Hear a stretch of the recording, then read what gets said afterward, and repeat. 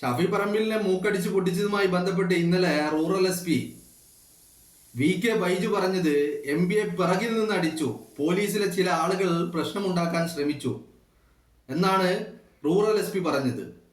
Rural SP ആദ്യം പറഞ്ഞത് ഞങ്ങൾ അടിച്ചിട്ടില്ല എന്നുള്ളതായിരുന്നു. ദൃശ്യങ്ങൾ പുറത്തു വന്നതോടുകൂടി റൂറൽ SP മാറ്റി പറഞ്ഞു. ഇനി ഞാൻ നിങ്ങളുടെ മുമ്പിൽ ഇപ്പൊ നിങ്ങൾ കണ്ടുകൊണ്ടിരിക്കുന്ന ഈ ചിത്രമുണ്ടല്ലോ, ഈ ചിത്രം എന്ന് പറയുന്നത് പേരാമ്പ്രയിലെ ഒരു പോലീസുകാരനാണ്. ഇവന്റെ പേരും ഊരും വീടും ഒക്കെ കോൺഗ്രസിന്റെ കുട്ടികൾ നോട്ടമിട്ടിട്ടുണ്ട്. ഇവന് ഈ പേരാമ്പ്രയിൽ അന്ന് വൈകുന്നേരം ഈ ഷാഫി പറമ്പിലിനെ മൂക്കടിച്ച് പൊട്ടിക്കുന്നതിന്റെ മണിക്കൂറുകൾ മുമ്പ് എന്ന് തന്നെ പറയാൻ പറ്റില്ല. ആ ഒരു സമയത്ത് ഇവൻ കണ്ടില്ലേ, ആ ജാക്കറ്റ് ഉണ്ട്, അതുപോലെ ഇവന്റെ കയ്യിൽ ഹെൽമെറ്റ് ഉണ്ട്. ഇവന്റെ കൂടെയുള്ള പോലീസുകാരൊക്കെ ഹെൽമെറ്റും ഒക്കെ വെച്ച് വളരെ സുരക്ഷിതരായി ഇങ്ങനെ നടന്നു നീങ്ങുന്ന ഒരു ചിത്രമാണ്. പക്ഷെ ഈ വ്യക്തി എന്താണ് ചെയ്യുന്നത്? ഈ വ്യക്തി ആരെയോ ഈ ഡ്യൂട്ടിക്കിടയിൽ, അങ്ങനെ അതും ഈ ഒരു പ്രശ്നം നടക്കുന്ന സാഹചര്യത്തിൽ, അവിടെ UDF പ്രകടനം നടന്നുകൊണ്ടിരിക്കുന്ന ഒരു അവസരത്തിൽ ഇവൻ ആരെയോ കാര്യമായിട്ട് കോണ്ടാക്ട് ചെയ്യുകയാണ്. ആരുമായിട്ടോ വലിയ ആശയവിനിമയം നടത്തുകയാണ്. എന്തിനു വേണ്ടിയിട്ടാണ് ഇവനെ ഈ ആശയവിനിമയം നടത്തുന്നത്? ഇവൻ എന്തിനു വേണ്ടിയിട്ടാണ് ആശയവിനിമയം നടത്തുന്നത്? പുറകിൽ നടക്കുന്ന ഈ അടിച്ച വ്യക്തി VK ബൈജുവിന് അറിയില്ലെങ്കിൽ VK ബൈജു ഇതാ കണ്ടോ, ഈ പുറകിൽ നിന്ന് അടിച്ച വ്യക്തി ഇതാ ഫോട്ടോ സഹിതം കാണിച്ചു തരികയാണ്. VK ബൈജുവിന് കണ്ണ് തുറന്ന് കാണാൻ കനിവുണ്ടാവണമെന്ന് അഭ്യർത്ഥിക്കുകയാണ്. ഇവനാണ് ആ പുറകിൽ നിന്ന് ലാത്തി കൊണ്ട് മുഖത്തടിച്ച് ഷാഫി പറമ്പിലിനെ മാത്രം മുഖത്തടിച്ച് അയാളുടെ മൂക്ക് പൊട്ടിച്ച വ്യക്തി ഇവനാണ്. ഈ പറയുന്ന നിങ്ങൾ ചിത്രത്തിൽ കാണുന്ന ഇവനാണ്. ഇവന്റെ പേരിന്റെ പുറകിൽ ഒരു വത്സനുണ്ട്. ആ വത്സൻ ഏത് വത്സനാണ് എന്ന് ചോദിച്ചാൽ മട്ടന്നൂർ തില്ലങ്കേരിയിലെ വത്സൻ തില്ലങ്കേരി ആണ് എന്ന് ഞാൻ പറയും. പക്ഷേ ഇവൻ ആരെയാണ് ബന്ധപ്പെട്ടത്? ഇവൻക്ക് ആരാണ് നിർദ്ദേശം കൊടുത്തത്? അടിച്ച് പൊളിക്കാൻ, ആക്രമിച്ച് കീഴ്പ്പെടുത്താൻ, മൂക്ക് പൊട്ടിക്കാൻ, തലയടിച്ച് പൊട്ടിക്കാൻ നിർദ്ദേശം നൽകിയ വ്യക്തി ആരാണ് ഇവനെ കോണ്ടാക്ട് ചെയ്തത്? ഇവന്റെ ഫോൺ റെക്കോർഡുകൾ പരിശോധിക്കേണ്ടതുണ്ട്. ഇവന്റെ ഫോൺ പരിശോധിക്കണം, ഇവന്റെ വാട്സപ്പ് ചാറ്റുകൾ പരിശോധിക്കണം. ഇവൻ ആരെയാണ് ബന്ധപ്പെട്ടത്, ആരുമായിട്ടാണ് സംസാരിച്ചത്? ഈ ഇത്രയും വലിയ ഒരു പ്രകടനം നടക്കുമ്പോൾ അവിടെ ക്രമസമാധാന പാലനം നടത്തേണ്ട, അവിടെ ഒരു സമാധാനം നിലവിൽ കൊണ്ടുവരേണ്ട, അല്ലെങ്കിൽ ഒരു UDF പ്രകടനം നടത്തുമ്പോൾ അപ്പുറത്ത് മാരകായുധങ്ങളുമായി വന്ന് ആക്രമിക്കാൻ നിൽക്കുന്നു എന്ന് UDF DCCയുടെ ജില്ലാ പ്രസിഡന്റിനോട്, പ്രവീണിനോട് സ്വകാര്യം പറഞ്ഞു കൊടുക്കുന്ന പോലീസുകാരൻ, അങ്ങനെ ഒരു സിറ്റുവേഷൻ, അവിടെ ഒരു അക്രമം ഉണ്ടാകുമെന്ന് അറിയുന്നതിനിടയിൽ ഇവൻ ആരെയാണ് ബന്ധപ്പെടുന്നത്? ഇവൻ ആരോടാണ് സംസാരിക്കുന്നത്? ഇവൻ ആർക്കാണ് ഇൻഫർമേഷൻ പാസ് ചെയ്യുന്നത്? ഇവൻ ആരാണ്? എന്തിനു വേണ്ടിയിട്ടാണ് ഇവൻ വെയിറ്റ് ചെയ്യുന്നത്? എന്ത് നിർദ്ദേശം ലഭിക്കുവാനാണ് ഇവൻ വെയിറ്റ് ചെയ്തത് എന്നുള്ള തരത്തിലുള്ള എല്ലാ അന്വേഷണങ്ങളും ഉണ്ടാവണം. ഇതോടൊപ്പം കൂട്ടി വായിക്കേണ്ടത്, ഈ പ്രശ്നം വെള്ളിയാഴ്ച വൈകുന്നേരം ഷാഫി പറമ്പിലിനെ മൂക്കടിച്ച് പൊട്ടിച്ചതിന്റെ പിറ്റേ ദിവസം, അതായത് ശനിയാഴ്ച രാവിലെ അവിടെ സ്ഥലം MLA TP രാമകൃഷ്ണൻ അവിടെ എത്തിയിട്ടുണ്ടായിരുന്നു. ഇവൻ വിളിച്ചത് ആരെയാണ്? TP രാമകൃഷ്ണനെയാണ് വിളിച്ചത്. TP രാമകൃഷ്ണനാണോ ഈ രീതിയിൽ ഇവനക്ക് നിർദ്ദേശം നൽകിയത്? ഷാഫി അവിടെ വരും, അവിടെ കോൺഗ്രസ് നേതാക്കന്മാർ വരും, അവരെ അടിച്ച് ഇഞ്ചം പരിവമാക്കണമെന്ന് ഈ പറഞ്ഞത് MLA ആണോ? MLAയുടെ നിർദ്ദേശത്തിന് വേണ്ടിയിട്ടാണോ ഇവൻ വെയിറ്റ് ചെയ്തത്? ഇവനെ ചോദ്യം ചെയ്യേണ്ട, ഇവന്റെ ഫോൺ ഒന്ന് പരിശോധിച്ചാൽ മാത്രം മതി ആരാണെന്നുള്ളത് ഈ പറയുന്ന റൂറൽ SPക്ക് വ്യക്തമാകും. നിങ്ങൾ നിർദ്ദേശം നൽകിയിട്ടില്ല എന്ന്, അതായത് നിങ്ങളുടെ സബോർഡിനേറ്റ്സിന്, നിങ്ങൾ ഒരു ഹൈറാർക്കിയിൽ നിങ്ങളാണ് കമന്റ് നൽകുന്നത്. ആര്? റൂറൽ SP പറഞ്ഞാലാണ് അവിടെ ലാത്തി ചാർജ് നടക്കുന്നത്. ആ റൂറൽ SP ആയ VK ബൈജു പറയുന്നു, ഞാൻ അങ്ങനെ അത്തരത്തിലൊരു കമന്റ് നിർദ്ദേശം നൽകിയിട്ടില്ല എന്ന്. അപ്പോ നിങ്ങളുടെ സബോർഡിനേറ്റിന് അത്തരത്തിൽ നിർദ്ദേശം നൽകാൻ മറ്റാരെങ്കിലും ഉണ്ടോ? അത് സ്ഥലം MLA ആയ TP രാമകൃഷ്ണനാണോ?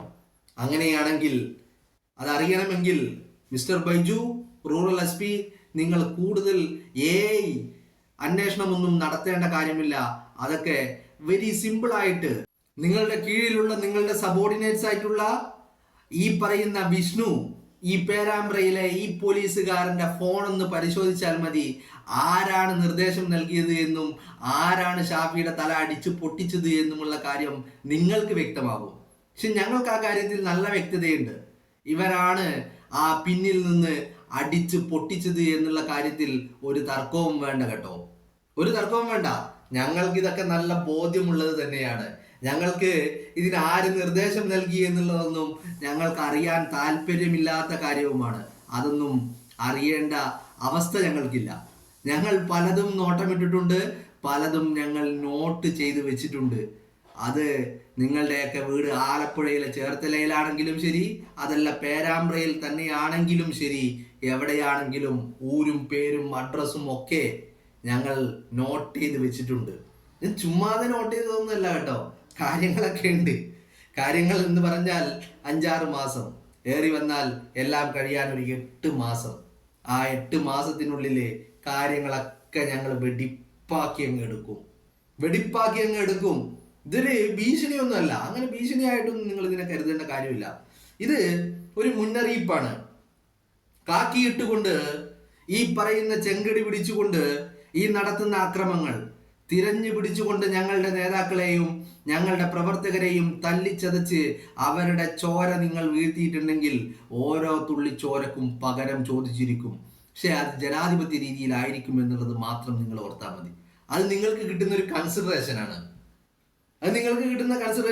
ഞങ്ങൾ ആ കൺസിഡറേഷൻ എല്ലാ കാലത്തും നൽകിയിട്ടുണ്ട്.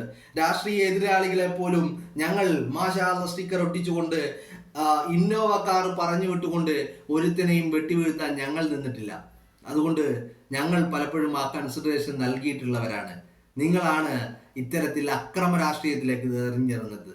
ഒരു സ്ഥലത്തെ ഒരു MP, ഒരു ജനപ്രതിനിധി, ആ ജനപ്രതിനിധി അവിടെ വന്നിട്ട് അവിടെ ഒരു സംഘർഷം ഉണ്ടാകുമെന്നുള്ള സ്ഥലത്ത് UDFന്റെ ആളുകൾ ഒരു പ്രകടനം നടത്തുമ്പോൾ അതിനെ തടയാൻ മാരകായുധങ്ങളുമായി വന്ന DYFIയുടെ ഗുണ്ടകളെ പിരിച്ചു വിടുന്നതിന് പകരം നിങ്ങളും നിങ്ങളുടെ പോലീസും VK ബൈജു ചെയ്തത് UDFന്റെ പ്രവർത്തകരെ തല്ലി ഓടിക്കുവാനുള്ള ശ്രമമായിരുന്നു നിങ്ങൾ ചെയ്തത്. അവർക്കെതിരെ നിങ്ങൾ ഗ്രനേഡുകളും ടിയർ ഗ്യാസുകളും എറിയാനാണ് നിങ്ങൾ ശ്രമിച്ചത്. എന്നാൽ അപ്പുറത്ത് മാരകായുധങ്ങളുമായി DYFIയുടെ ഗുണ്ടകൾ നിൽക്കുമ്പോൾ അവർക്കെതിരെ നിങ്ങൾ ഒരു രീതിയിലുള്ള ഒരു ചെറുവിരൽ പോലും അനക്കിയിട്ടില്ല നിങ്ങൾ. എന്നിട്ട് അത്തരത്തിൽ അവിടെ നിൽക്കുന്നുണ്ട്. അതുകൊണ്ട് നിങ്ങൾ ഭയപ്പെട്ട് നിങ്ങൾ പിന്മാറണമെന്നുള്ള നിർദ്ദേശം നിങ്ങൾ ഞങ്ങളുടെ DCC പ്രസിഡന്റിന് നൽകുകയാണ് ചെയ്തത്. അപ്പോൾ നിങ്ങൾ ഈ പറയുന്നതും ഈ ചെയ്യുന്നതും ഒക്കെ ആർക്ക് വേണ്ടിയാണ്, എന്തിനു വേണ്ടിയാണ്? നിങ്ങൾ ഓർക്കേണ്ട ഒരു കാര്യമുണ്ട്. പിണറായി വിജയനെ കേരളത്തിലെ ജനത കേരളത്തിന്റെ ആജീവനാന്ത മുഖ്യമന്ത്രി ആയിട്ടല്ല തെരഞ്ഞെടുത്തിട്ടുള്ളത്. തെരഞ്ഞെടുത്ത പ്രക്രിയയൊന്നും ഞങ്ങൾ ആരുടെയും കുറ്റം പറയുന്നൊന്നുമില്ല. തോൽവിയെ ഞങ്ങൾ ന്യായീകരിക്കുന്നുമില്ല. തോൽവി തന്നെയാണ്, വിജയം തന്നെയാണ്. പിണറായി മുഖ്യമന്ത്രി ആയത് തന്നെയാണ്. പക്ഷേ നിങ്ങളൊന്ന് ആലോചിക്കണം, പിണറായി രണ്ടാമതും മുഖ്യമന്ത്രി ആകുമ്പോൾ ഒരിക്കലും കേരളത്തിന്റെ ആജീവനാന്ത മുഖ്യമന്ത്രി പിണറായി വിജയനാണ് എന്ന് പറഞ്ഞ് കേരളത്തെ പിണറായി വിജയന്റെ കാലിനടിയിൽ ആരും തീറ എഴുതി കൊടുത്തിട്ടില്ല. ഈ മുഖ്യമന്ത്രി കസേരയിൽ നിന്ന് പിണറായി വിജയനെ വലിച്ചെറിയാൻ, ചവറ്റുകൊട്ടയിലേക്ക് വലിച്ചെറിയാൻ ഇനി അധികം കാലമില്ല, നാളുകളില്ല, ദിവസങ്ങളില്ല. അത് മാത്രം ഈ ഏമാന്മാരൊന്ന് ഓർത്താൽ മതി. കാക്കിയിട്ട സഖാക്കൾ അതൊന്ന് ഓർത്ത് വെക്കുന്നത് നല്ലതാണ്. നിങ്ങൾ ആരെയൊക്കെ ബന്ധപ്പെട്ടാലും, നിങ്ങൾക്ക് ആരൊക്കെ നിർദ്ദേശം നൽകിയാലും കാലം മാറും, ഭരണം മാറും, പോലീസും മാറ്റും. ഞങ്ങൾ മാറ്റും. നിങ്ങൾക്ക് കമന്റ് ചെയ്യാൻ, പിണറായി വിജയൻ നിങ്ങളെ ആഭ്യന്തരമന്ത്രിയായിരുന്നു കൊണ്ട് പിണറായി വിജയൻ കൺഫേർഡ് IPS ഒക്കെ ലഭിച്ചതിന്റെ ഒരു പ്രത്യുപകാരം നിങ്ങൾ അങ്ങോട്ട് ചെയ്തു കൊടുക്കേണ്ടി വരും. പക്ഷേ ഈ കൺഫേർഡ് IPSഉം ഈ തൊപ്പിയൊന്നും ഇല്ലെങ്കിൽ നിങ്ങളൊക്കെ വെറും മനുഷ്യന്മാരാണ്, സാധാരണക്കാരനായ മനുഷ്യൻ. അപ്പോൾ ബഹുമാനവും ആദരവും ഒക്കെ നൽകുന്നത് ആ യൂണിഫോമിനാണ്, ആ തൊപ്പിയെയാണ്, ഇവിടുത്തെ നിയമ സംവിധാനത്തെയാണ് ഞങ്ങൾ ബഹുമാനിക്കുന്നത്. അത് നിങ്ങൾ മനസ്സിലാക്കിയാൽ മതി. ആ കാക്കിക്കുള്ളിൽ നിന്ന് ഇറങ്ങിക്കഴിഞ്ഞാൽ നിങ്ങളെല്ലാവരും ഈ പറയുന്ന വിഷ്ണു വത്സൻ അടക്കം ഏതൊക്കെ ഭക്തവത്സന്മാരുണ്ടെങ്കിലും അടിമകളുണ്ടെങ്കിലും ആ കാക്കിക്കുള്ളിൽ നിന്ന് ഇറങ്ങിക്കഴിഞ്ഞാൽ വെറും മനുഷ്യർ, ബലഹീനനായ മനുഷ്യൻ മാത്രമാണ് നിങ്ങൾ എന്നുള്ളത് ഓർത്ത് വെക്കുന്നത് നല്ലതാണ്.